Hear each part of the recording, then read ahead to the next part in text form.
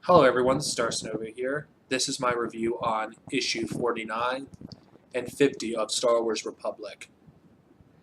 At the time that these comics were published, Star Wars, it was called just Star Wars at this point, was renamed Star Wars Republic. And this was the first Clone Wars era comic that was published. Now, Attack of the Clones, came out, and which opened the doors for EU writers and comic book artists to depict the Clone Wars, the era that Star Wars fans had been waiting for probably since 1977 to see. Unfortunately, some people are more of a visual person, but most of this era is covered in comic book form and two TV series. So the Clone Wars era, is covered really well. Now, the reason why I'm covering the first two issues of this part of the timeline, these in this series, is because the issues connect with each other. The first issue is Air Secura meeting up with Plo and Voss, and they find out that the Separatists plan on attacking Kamino. The reason why I'm reviewing both of these issues together because I consider them part of the same arc. Now, even though it's only two issues, the Battle of Kamino is 64 pages, at least when it came out in Signal, issue. It's the equivalent of 3 issues, but it was a special occasion.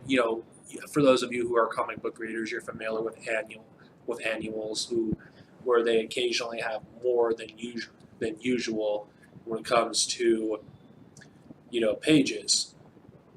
Now, what do I think of this story? The Battle of Geonosis and Sacrifice, which I consider them part of the same story. I think it's an amazing start to this series. The art is amazing. Even though the Battle of Kamino does have multiple artists and multiple writers, it feels seamless, at least the way the art intersects with each other. It doesn't feel like it's drawn by different artists because they look close enough to each other. I think the battle, was pretty intense. You could pretty much get through it very quickly, considering it's mostly action. And not to mention, this is like the first occasion where you see how intense the Clone Wars is. But this is just a warm-up because we haven't seen anything yet. And of course, what is the main focus of this issue? Well, Anakin and Obi-Wan, along with a few other Jedi. Now, towards the end of this issue, it's revealed that the way things turned out went according to Darth Sidious's plan. After all, if they win the Battle of Kamino, the war is pretty much over, and Darth Sidious doesn't want the Republic to be defeated, at least this early in the war. Nor does he want the Jedi to be defeated this early in the war, considering the goal of the Clone Wars is to drag it out as much as possible. Now, what do I think of the art? Because, art is always important. I think the art is amazing, as always. Not to mention, this also is the debut of John Ostrander in this series.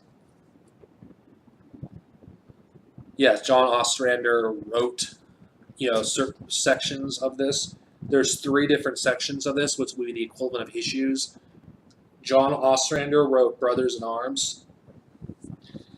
Of course, there's multiple. You can view them as kind of like separate parts of the story. Brothers in Arms is essentially, Anakin and Obi-Wan learning to, at least opening up to each other again, considering what happened on Geonosis. And of course, if you've read the Episode 2 novelization or watched the movie, you know what happened. And there's another story which focuses mainly on an ARC trooper called Jango's Legacy, which focuses on an ARC trooper protecting the clones falling into the hands of the Separatists.